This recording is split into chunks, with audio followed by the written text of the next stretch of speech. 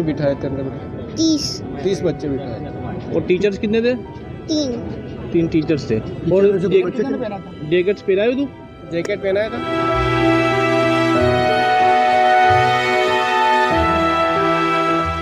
ફરી એકવાર એકબીજાના માથે જવાબદારીનો ટોપલો ઢોળવાની આ ખોખોની રમત ચાલુ થઈ ગઈ છે. વડોદરામાં બનેલી આ ઘટના કે જેમાં બોટ પલટતા માસૂમ બાળકોની જિંદગી છીનવાઈ ગઈ.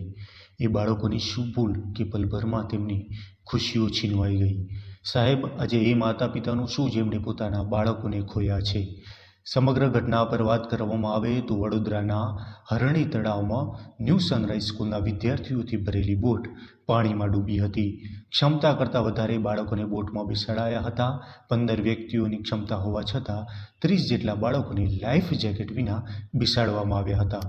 બોટ પલટતા આજુબાજુના વિસ્તારોમાં સમાચાર વહેતા થયા અને સ્થાનિક તરવૈયા મદદ માટે આવી પહોંચ્યા હતા. ત્યારબાદ તંત્ર પણ આંખેથી પટ્ટા છોડીને ઘટના સ્થળે દોડતું થયું હતું. એનડીઆરએફની ટીમ પણ રેસ્ક્યુ માટે પહોંચી ગઈ. પણ આ પહેલાં તો કેટલાક બાળકોએ તંત્રની આંખે બાંધેલી કાળી પટ્ટીના કારણે પોતાની જિંદગીને અલવિદા કહી દીધી હતી. અત્યાર સુધીમાં 15 બાળકો અને 2 શિક્ષિકાઓના મોત થયા છે.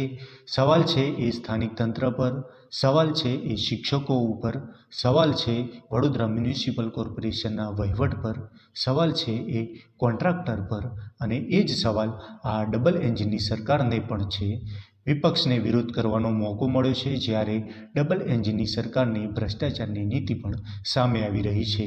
હવે પાછી એ જ જૂની અને જાણીતી ક્રિયા થશે જેમાં પહેલાં પેકેજ જાહેર થશે, પછી જવાબદાર વ્યક્તિઓની કડક સજા કરવાની હવાઈ વાતો કરાશે. ત્યારબાદ દોષનો ટોપલો કોઈ અન્ય વ્યક્તિ પર ઢોળવામાં આવશે અને આ ક્રિયા કરતાં કરતાં મહિનાઓ અને વર્ષો વીતી જશે. સુરતની તક્ષશિલા ઘટના હોય, મોરબી પુલ દુર્ઘટના હોય, પાલનપુર પુલ દુર્ઘટના હોય કે પછી અમદાવાદ રાઇડ દુર્ઘટના હોય, આ બધાની જેમ જ વડોદરા હરણી બોટ દુર્ઘટનાને પણ લોકો ભૂલી જશે અને તપાસના નામે મીંડું જ રહેશે. સરકાર તપાસના નામે રાહત પેકેજ આપીને સાંત્વના પાઠવશે.